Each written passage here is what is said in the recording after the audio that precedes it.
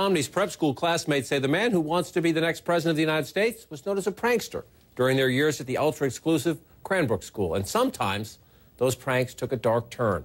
The Washington Post talked to 4 sources about one particular incident when Romney and his friends tackled a long-haired, bleached blonde boy and cut off some of his hair. That classmate, it turned out, was gay. A few hours after the story was published this morning, Governor Romney was asked about the incident during a radio interview. I don't remember that incident, and I'll tell you, I certainly don't believe that I can't speak for other people, of course, but thought the fellow was homosexual. That was the furthest thing from our minds back in the 1960s. Back in high school, you know, I did some dumb things, and if anybody was hurt by that or offended, why, obviously, I apologize. With us now, the author of that Washington Post article, Jason Horowitz. You heard the governor responding there. A bit of a chuckle. We all do silly things in high school. But some people say this goes beyond silly. In your conversations with your sources, was it a prank or was it bullying? Well, the way that they saw it was something that went beyond a prank.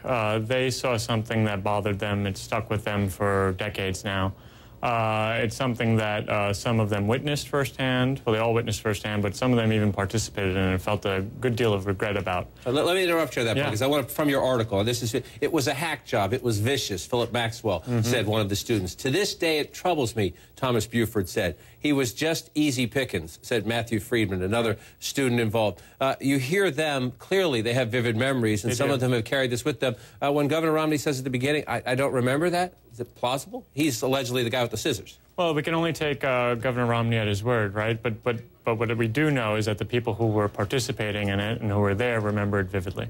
And they remember him there vividly. And so how did they describe the governor as, again, as a high school student? It's a long time ago. It's a long time ago, and people do change. In your article, you say, people say when he met his now wife, and he changed considerably. But at this point, when they describe him, I'm going to just use some words we use in high school, as a jerk, as a bully, as a prankster, as a clown?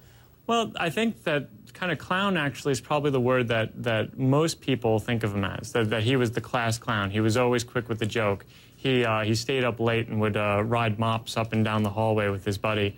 And that was fun. A lot of people kind of liked that about him. And in fact, a good deal of the people at Cranbrook really found him to be charming and funny.